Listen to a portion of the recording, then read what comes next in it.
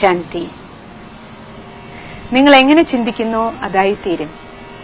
ഇതാണ് നമ്മുടെ ഓരോരുത്തരുടെയും മനസ്സിന്റെ സയൻസ്.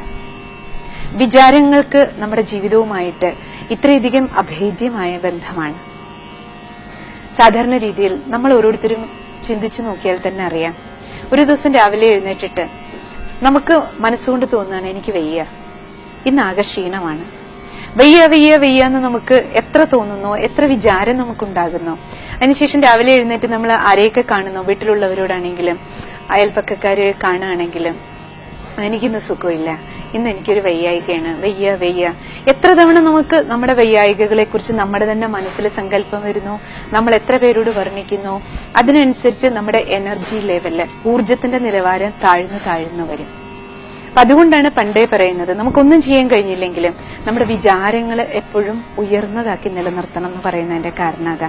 കാരണം ശ്രേഷ്ഠ വിചാരങ്ങൾക്ക്, ശുഭവിചാരങ്ങൾക്ക് പോസിറ്റീവ് എനർജി പ്രൊഡ്യൂസ് ചെയ്യാൻ കഴിയും. അപ്പൊ അതുകൊണ്ട് നമ്മൾ ഓരോരുത്തരും മനസ്സിലാക്കേണ്ടത് നമ്മുടെ ഭാഗ്യത്തിന്റെ നിർമ്മാണം നമ്മുടെ കയ്യിലാണെന്ന് പറയുന്നതിന്റെ കാരണം അതാണ്. സാധാരണ രീതിയിൽ നോക്കിയാൽ ജീവിതത്തിൽ നിങ്ങൾക്കൊക്കെ ഓർമ്മ ഉണ്ടാവും, ഇന്ന് മെജോറിറ്റിയും മാനവ സമൂഹം നമ്മളെല്ലാവരും നോക്കിക്കഴിഞ്ഞാൽ നമ്മൾ ഇല്ലായ്മകളെ കുറിച്ച് കൂടുതൽ ചിന്തിക്കുകയാണ് ചെയ്യുക.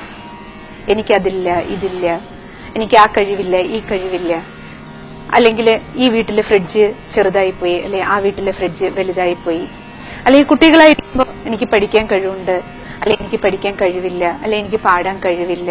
അപ്പൊ ഇല്ലായ്മകളെ കുറിച്ച് നമ്മൾ കൂടുതൽ ചിന്തിക്കണം. അതായത് നെഗറ്റിവിറ്റിയുടെ തിങ്കിങ് കൂടുതലായി വരികയാണ്. പക്ഷെ സയൻസ് എന്താണ്? മനസ്സിന്റെ സയൻസ് എന്താണ്? നിങ്ങൾ എന്ത് ചിന്തിക്കുന്നു അതായിത്തീരും. എനിക്ക് കഴിയില്ല, കഴിയില്ല, പറ്റില്ല, പറ്റില്ല. നമുക്ക് മുന്നിൽ ഒരു ടാസ്ക് വന്നാൽ തന്നെ, ഓഫീസിലാണെങ്കിലും നമുക്ക് മുന്നിൽ ചെയ്തു തീർക്കാൻ ഒരു പ്രോജക്റ്റ് അല്ലെങ്കിൽ ഒരു വർക്ക് നമ്മുടെ മുന്നിൽ വരുമ്പോൾ എനിക്കിതിന് പറ്റില്ലല്ലോ എന്ന് നമ്മൾ ആദ്യമേ ചിന്തിച്ചാൽ പിന്നെ നമുക്കത് കഴിയുന്ന കാര്യമാണെങ്കിൽ പോലും പറ്റാതെ വരും. ഇത് മനസ്സിന്റെ ജീവിതത്തിന്റെ സയൻസാണ്. കുട്ടികളായിരിക്കുമ്പോഴും അങ്ങനെയാണ്. നമുക്ക് പഠിക്കാൻ എനിക്ക് പറ്റില്ലല്ലോ, അയ്യോ എത്ര പഠിക്കാനുണ്ട്, അയ്യോ പരീക്ഷയാണല്ലോ, ഇപ്രകാരമുള്ള നെഗറ്റീവ്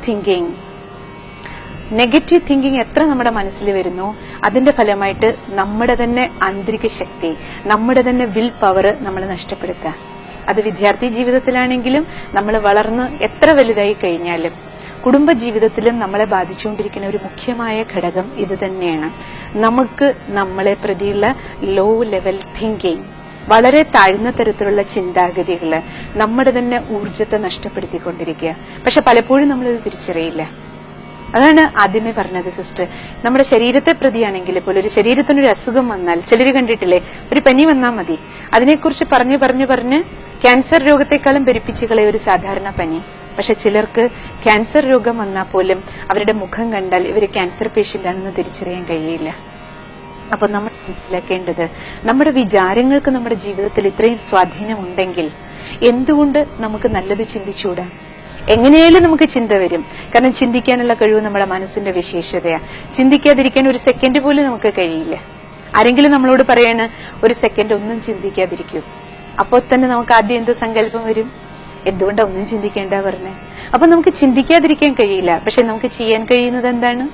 ചിന്തകളെ ശുഭവും ശ്രേഷ്ഠവുമാക്കി മാറ്റാൻ കഴിയും. Positive, pure and powerful thoughts, ശുദ്ധവും ശുഭവും ശ്രേഷ്ഠവുമായ വിചാരങ്ങൾക്ക് നമ്മുടെ ഊർജത്തെ വർദ്ധിപ്പിച്ചു തരാൻ കഴിയും.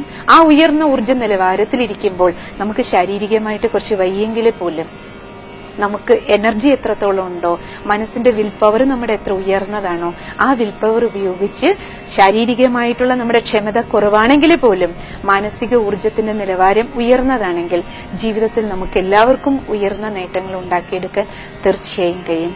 ഈ കാര്യത്തില് നമ്മളെല്ലാവരും ശ്രദ്ധിക്കുമല്ലോ.